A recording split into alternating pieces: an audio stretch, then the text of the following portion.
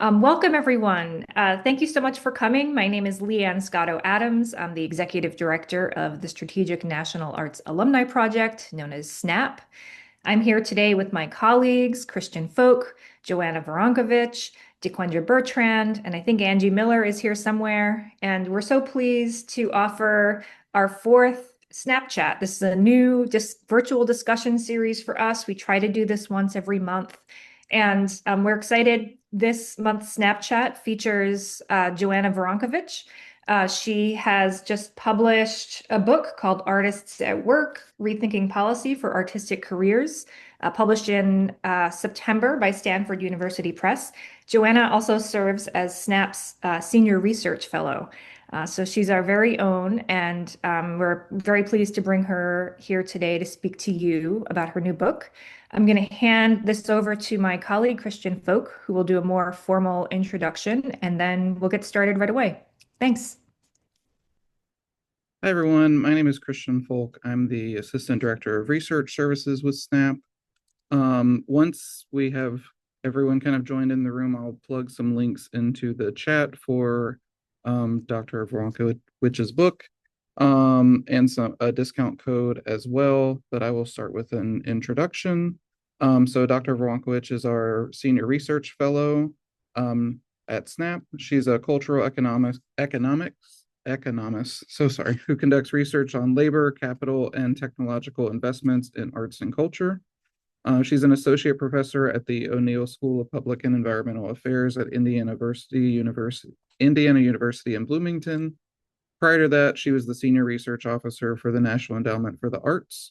She's a co-founder and faculty director of the Center for Cultural Affairs and co-director of the Arts Entrepreneurship and Innovation Lab. She's also co-founder and principal at IO Research Incorporated, a nonprofit research firm specializing in independent and original research and analysis in cultural policy.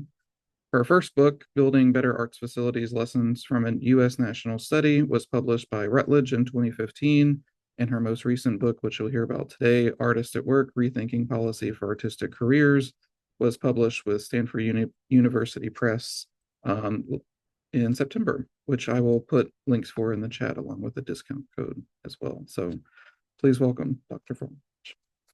Thanks, Christian. Thank you, Leanne, for the really nice warm introduction. So it's obviously very nice to be able to present through the SNAAPChat series. That I'm happy to say that sort of I was around to help, kind of revive and slash start this series. And it's so great to see so many people online listening to research taking place either at SNAAP, through SNAAP, related to SNAAP. So I'm just glad to be a part of this. So thanks again. I'm going to go ahead and share a screen, and then hopefully you can see. I have multiple screens up, so can you see everything okay? Looks Yep. great, Joanna. Yep. Great. Okay. So I'm just going to go ahead and get started. The intro was already given, so we only have a half hour today. It's really hard to figure out how to present a book in less than 30 minutes. So give me some grace because I'm still figuring out how to do it. And please feel free to put as many questions as you want in the chat, or just email me afterwards, and we can always chat. So this is the book. By the way, I love the cover. I thought Stanford did an awesome job with the cover. If you don't see the A and the W that's in the pencil, take a different perspective and you'll be able to see it. But I was just really struck by actually the kind of the minimalist beauty that I thought was there.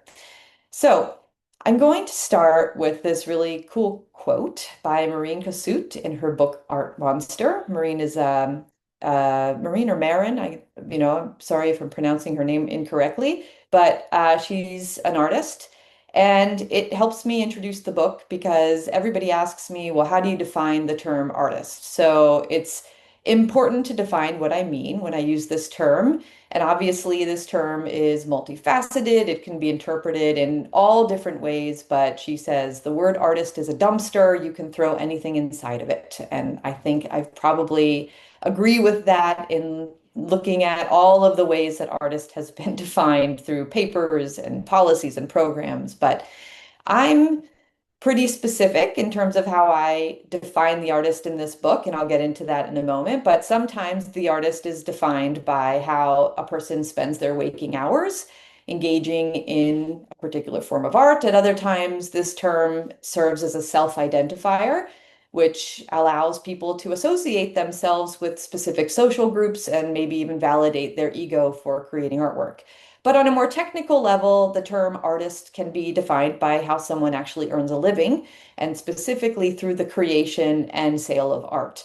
So this can mean the term can also encompass having certain credentials or belonging to a professional groups that grants legitimacy to that person's artistic skill sets. But that being said, the variations of the term artist can actually reflect many different profiles or images of the artist within society. I'm sure you've heard some of these archetypes, but three common ones include one, the starving artist. And this is this archetype that's characterized by individuals who dedicate themselves to their art while facing financial struggles and often striving to meet their basic living expenses. We've had the privileged artist, and that's individuals who enjoy the freedom to pursue their artistic practice, maybe due to their family wealth or other forms of support, granting them this financial privilege. And we have also the working artist, and that's individuals who approach their artistic work as a legitimate career and expect to earn a living from their creative endeavors. And so the focus of this book and my research in this book is actually on the working artist, this third type. And I explore how they build and sustain careers with a specific focus on the United States, where I mostly conduct my research. So here's an outline of the book. I'm not going to go through everything today, obviously, but I'm going to focus specifically on the content really in chapter 4, and then I'll give you little slices here and there of other chapters. Hopefully you'll be intrigued enough to buy the book and read the rest. And there is, again, a promo link in the chat, or there will be soon. So overall, the argument I make in this book is, and this talk hopefully, is that there is a world in which artist policy can be effective if it is keenly informed by the work behavior of artists. And first, that term artist policy, I think I use it, but sometimes I use it really easily, but sometimes it kind of bears a definition. And it is, I think, both sort of direct and indirect types of policies and programs that affect the artistic career trajectory. So this can be either things that government policy is, things that government policy affects, or sorry, things that the government does and that affects an artist's career, or it can actually be things that higher education and within universities and institutions are doing that affects an artist's career. So this term is quite broad. So I'm going to go start with just who is an artist, and I have to kind of argue that or explain that a little bit again because of this multifaceted term. So the profile of the working artist today is characterized by several levels of complexity, each contributing to an understanding of artists' living and working conditions. These levels perpetuate myths or reveal truths about the realities that artists face. The first level, I argue, involves public perceptions. These are gleaned from historical documents, surveys perhaps on how people perceive artists and their contributions to society, and perhaps even their personal connections with artists. Public opinions, shaped by these factors, play a crucial role in defining societal attitudes toward artists. The second level is based on narratives found in both popular nonfiction and academic works, things that I'm very familiar with. These narratives, they're sometimes derived from conversations or interviews with artists. They contribute to shaping our stories and images of artists that collect in our collective imagination. So there are two books that I always refer to in the nonfiction world, William Dershowitz, The Death of the Artist, and Scott Timberg, his recent, not so recent actually, and it's slipping my mind the name of the book, but his book on creatives as well. Those are two books that have really been in the popular press that have shaped the narrative. But this talk is going to engage this third level, which focuses mainly on statistical evidence. And so by analyzing data, I'm going to provide a more comprehensive and data-driven picture of the working artist in America today. This approach is going to allow for what I argue is a deeper exploration of the realities that artists face, offering insights that go beyond these perceptions or stories, and they're hopefully going to provide a more detailed understanding of the challenges and opportunities within the artistic workforce that informs this intricate nature of designing public policy for artists. All right, so this is the ultimate list of artist occupations I use, which comes from the Bureau of Labor Statistics Standard Occupational Classification System. This is the sort of categories that are widely used by the National Endowment for the Arts. But I use this system to define my data collection that I ultimately use to draw conclusions in the book. So I'm happy to take questions about limitations. There obviously are some, but and I sort of argue in the book for why this is a good system to actually understand the specific goal of policy design related to artists. All right, so for the rest of this talk, I'm going to focus on some statistics, or not for the rest, but for some of this.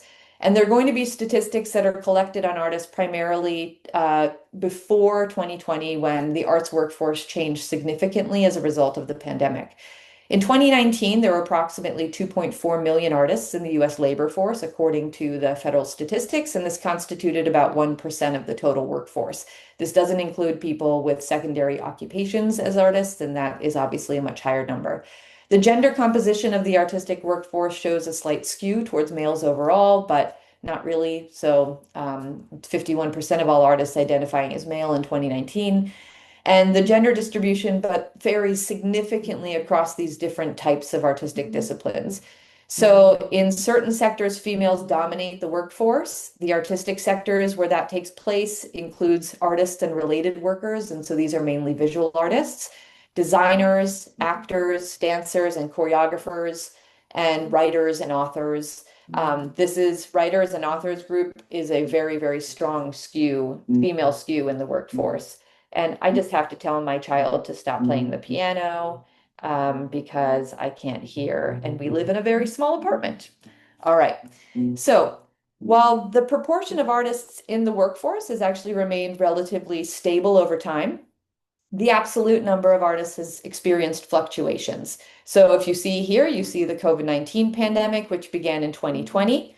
It had significant impacts on the workforce, and it affected both the number of artists in the workforce as well as the unemployment rate.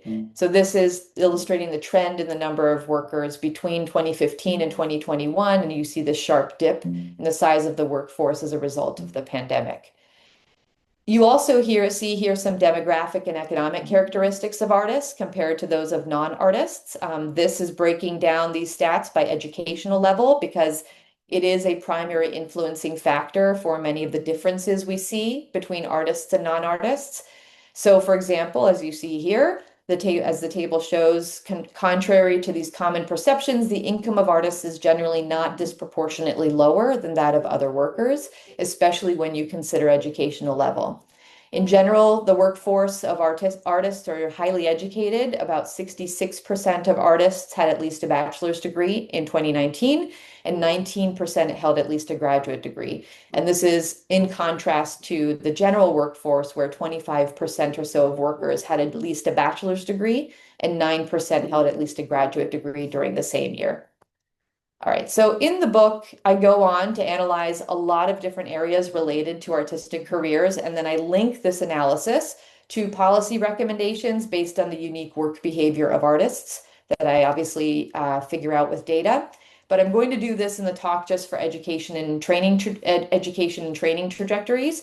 But in the other chapters, the formula is the same. Basically, each analysis is clearly linked to more effective policies for artists. So, of course, one area of great career influence on artists is their training, particularly in higher education, because they are such a highly educated group. So the path in general to establishing a career as an artist is not straightforward. As we all know, there's a lot of uncertainty around what it takes to be an artist and whether degrees in the arts are necessary to having an artistic career. But contrary to maybe what we might believe, there are actually many pathways to becoming an artist. There are artists who go to art school and with the hope that getting an arts degree will help them pursue an artistic career and then who are able to do so. But then there are those who go to art school with the same intention and then for some reason or another leave the artistic workforce. That was me. So some artists get their degrees in other fields and still pursue artistic careers, but finally some artists do not get formal degrees and are still successful at sustaining an artistic career. So there are a lot of pathways to building an artistic career, but many artists actually do choose formal education as part of their journey, as I mentioned before.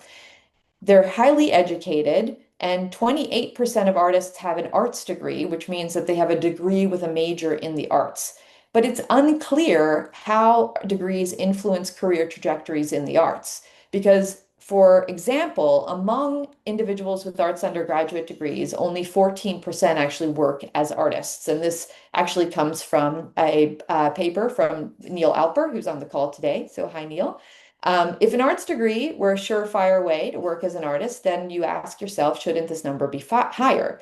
So I sort of analyzed the training and career trajectory, education and training trajectories to see how policy can support these artists who are going through higher education.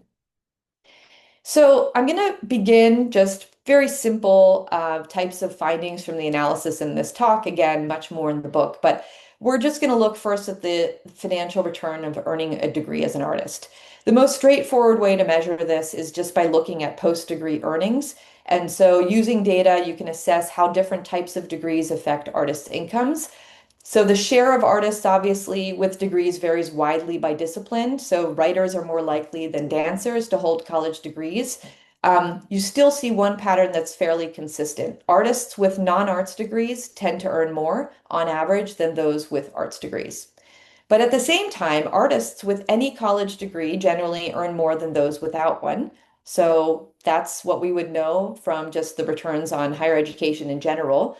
Going to college actually does help with lifetime earnings. But the data also suggests that artists with arts degrees experience what we call a higher rate of return on their education. And so here, what I mean by return refers to the relative increase in earnings compared to artists without a degree. So this doesn't mean that artists with arts degrees earn more in absolute terms than those with non-arts degrees, but that within each group, the income gap between degree holders and non-degree holders is larger for those in the arts. So that's sort of a positive finding we see from going to art school. So then you ask yourself, is it worth getting a degree to be an artist? Yes, according to the evidence on the financial returns of degrees for artists. They do positively affect artists' average incomes, but we shouldn't be surprised because getting a degree overall does. But despite these returns, artists still have relatively low earnings compared to those of other professional workers with degrees, and artists with arts college degrees have lower earnings on average than artists with non-arts college degrees. So that's some of the things that we find in this chapter. So the main focus of policy concerning artists and higher education is on the higher education sector itself. Higher ed acts as a primary gatekeeper for artistic careers, particularly given the lack of formal accreditation in many fields. So for many artists, college is really the first place where they seriously consider art as a viable career choice. Given that artists generally have these high education levels, attending college is a common path for those aspiring to be artists. So therefore, there are these various policies and programs within higher eds that can also help prevent the accumulation of the cost of getting a degree, which I don't go into here, but I go into the book, among artists and arts majors. These strategies include some of them here, setting limits on individual debt levels based on the chosen major, offering more scholarships, increasing the selectivity. And again, some of these might appear very Darwinian, because they might make it more challenging for individuals to pursue artistic careers, but they also prevent the likelihood of individuals facing unnecessary financial, emotional, and social consequences from potentially misguided early career choices. So I argue here that this could really help benefit the overall workforce by ensuring that those who commit to an artistic career are better prepared and supported, reducing the risk of adverse outcomes associated with the pursuit of an artistic profession. Lots more types of policies I go into in this chapter and other chapters as well, again, using this basic formula that I've set up. So my aim with the book and with this talk, is really to explore the disconnect between the motivations for and behaviors of engaging in artistic work with how public policy is designed for artists. I make the point that while the motivations and behaviors of workers largely drive how artists build careers, for example, higher ed, public policy actually rarely takes them into account.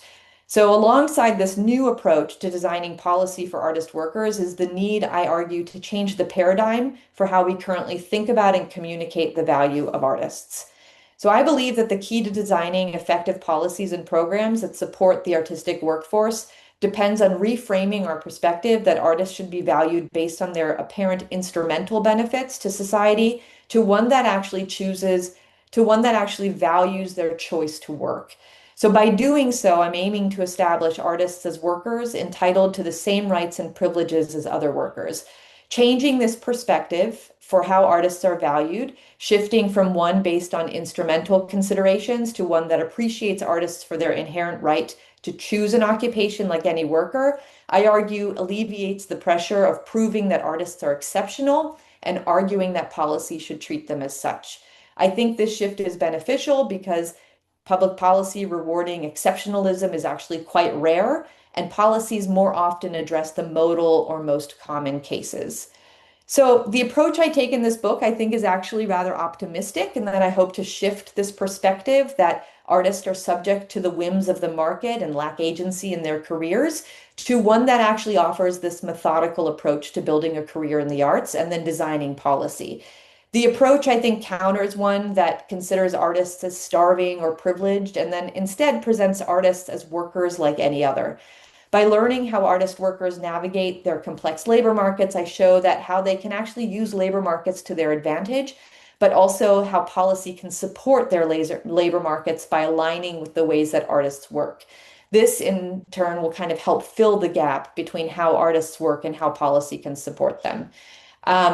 So again, I took this out of all of my work studying artists, but actually much of this is based on fundamental principles for how to design good policy for any sort of problem. So we have a tendency, I think, when approached with a problem to sort of try to always find a never heard before solution, but we often forget that many of the problems that we've seen before have already been solved in a different context. So we can actually use a little bit of creative destruction to figure out the right policies to solve the problems that we've seen before in a different context. So I'll end with just saying that I think a big part of the reason that artist policy is so fragmented and underdeveloped right now is that we've never had a consistent long-term effort by policymakers to create a system that can realistically support the artistic workforce or a consistent set of evidence that can help support the system. We've seen kind of boosts of efforts here and there, and I go into that in the book in a policy section, a historical policy section, but nothing is that has really maintained the longevity needed for systemic change. So in other words, good effective policy design requires focusing on the long game, especially if we believe that there is value in enabling individuals to choose to be an artist at work. Okay, so that's all I had for you. We have a few minutes for conversation, and I'm happy to take questions. So thank you so much.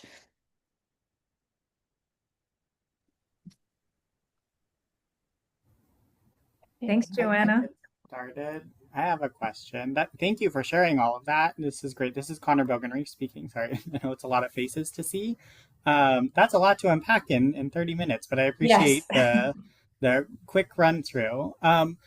From kind of a foundational level for the book itself, I appreciated the definitions of kind of different ways of defining an artist, identity-based, economically based. I'm curious, because I know that there's been other work done from the SNAAP data about polyoccupationalism. So I'm wondering, in terms of kind of and I think it's probably easiest to address it in your book in a binary of like artists versus non-artists. What identity lens were you using? Was it purely economic? Absolutely not. So there's a whole chapter on modes of work. So basically, sort of the different ways that artists create career portfolios. And so I talk about polyoccupationalism in that manner. So I'm really looking again, I mean, the data I use are those who say in the census data that my primary occupation is an artist. That being said, we have other information on these people that show that they're not only working in an artistic occupation. We have, for example, information whether or not they're working multiple jobs. There's lots of other, obviously, studies, not just those data that show that artists work across a range of occupations, a range of industries. And I actually go into that in quite a amount of detail in the book itself. So I take this lens really to just give me a data environment and a definition that I can work with. And the argument I make is that that lens is appropriate if we're thinking about workforce policy. We should be looking at the people who are saying their occupations are artists when we're thinking about designing workforce policy. But I also argue that many of the conclusions I come to in the book actually can relate to apply to people who are not in the data set. So even if somebody's working in their day job, in a non-arts job, and working in an arts job, and they're not captured in the data, much, I would say much, if not all of what I talk about in terms of policies to support this workforce will actually apply to them. So I think the lens I take is really for a definitional focus, a data lens focus, but I think the conclusions and the policies sort of think about the workforce overall. Thank you. Joanna, in the chat, Yeah. Anna asked, what data sources do you suggest colleges use to determine earning outcomes on which they should base their financial or enrollment boundaries? I mean, SNAAP data are wonderful. So the census data are not necessarily the best data on this because again, these data are only looking at people who say, this is my primary job. And we actually have, so it's not the right sample to look at, but SNAAP data are looking at people who actually graduate from arts and design schools and then asking them what their earnings and outcomes are after art and design school. So it's actually the better sample frame to take a look at. And so definitely get in contact with us because we have a lot of different great data sources, especially now with our new Pulse survey, that we're able to get at those outcomes and earnings outcomes much better than the census data. Yeah, I just want to take a moment to plug our new data hub. We published it on our website today and shared a link in our newsletter that went out this morning. I'll put the link in the chat. Yeah. But you can find earnings. You can use filters in Tableau right on our website to filter by degree level, a degree obtained, earnings, gender, a number of demographic characteristics. Major of study. So this hopefully will be a good tool for you to use. Yeah. Hello, everyone. This is Kevin Jankowski. I'm the director of the RISD Career Center. And Joanna, thank you so much. This relates a little bit to what Connor mentioned, but we find when we survey our graduates after they've been out a year, we have a question that says, are you freelancing or do you intend to freelance? And we usually get a response in the 80% range of those that have graduated. And freelancing is complex because in essence, you are taking on a lot of the responsibilities of, your promotion and taxes. You're really a small business. And there's an added skill set of business and finance that a lot of the art and design graduates aren't getting in college. And then they have to learn on their feet, unlike working for someone else that takes on some of these responsibilities. Is your research kind of both differentiating and merging that aspect, which is a huge part of our graduates' outcomes?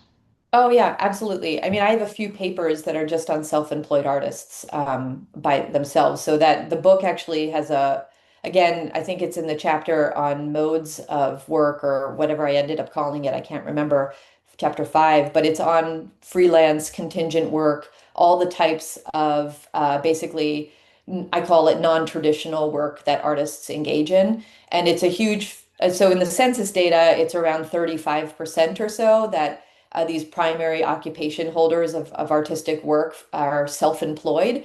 But there are also those who do contingent work that is a secondary occupation. And so there's another data source, the contingent worker survey, that shows a different number about contingent workers. So it's kind of difficult to figure out what the rate is from the census data. But again, from our SNAAP data, we have information on the rate of self-employment. And I can't remember, maybe Christian, you remember the rate of self-employment among our arts and design grads. It's 75%, so it's pretty high. 75%. So Yep. it's close to what you're finding at RISD. So again, it sort of depends on what sample frame you're looking at, but it's a huge part of this workforce. So it's a major part of policy that you have to consider. Yeah, thanks, Kevin. And I see, Malika, in your question in the chat, why landscape architects are not considered. They actually are. They're under the category of architects in the census data. So they are included in the data. Joanna, there's another question about moving the needle on policy. Yeah, thanks for that question. So I'm in conversation with a lot of people right now concerning this book. I have a meeting next week actually in New York that's thinking about this book specifically with a number of people in the policy sector who are starting to pay attention. So I'm trying to sort of get it out there. I mean, please help me if you have an idea. I'm doing as many book talks as possible right now. And I'm also writing as many articles. So I have an article or a public in the conversation that just came out earlier last week. And so really just getting it out into the right channels so that people are seeing that this exists and then also having as many conversations. And yeah, again, if you're at all interested in, I told myself when I started writing this book that if I could visit every single art school in America and give a talk, then I would achieve the goal that I wanted, that I had for this book. Now, I don't think I'll be able to do that. I live in Copenhagen, but at the same time, I'm so happy to meet with all of anyone who is at all interested in more information on moving the needle forward, because that's the reason I wrote this book. I hope organizations like ICFAD or others, with deans and other things, folks can do some of the things, even regarding the skill sets they're not getting in Yes. in schools. And I'm So, giving a talk to ACAD next week. So there will be some of those people there. Absolutely. I agree with you. I just plugged in our recent snapshot that highlights skill gaps and gluts, which relates to this conversation. Take a look. The number one, and this is consistent every time we run a survey, the number one skill gap identified by our arts alumni respondents is entrepreneurial and business skills. You can see that's followed by technology skills quite closely, where arts alumni are getting an overabundance of instruction and where they're feeling overprepared in their work is technical artistic skill. So this is a great piece. It's short, it's digestible. Yeah. Yeah. Great. Well, I think we're at time. So I'd just like to thank everybody and say that, again, I'm available. I work at both SNAAP, I'm at IU. Hopefully you caught my email address, but I'm also online. So please just reach out. And I really appreciate everybody's attention. And thanks to Leanne and Christian and SNAAP for having me. Thank Thank you you. so much. Yep. Thank Great. you. Thanks, everyone. Thanks for joining today.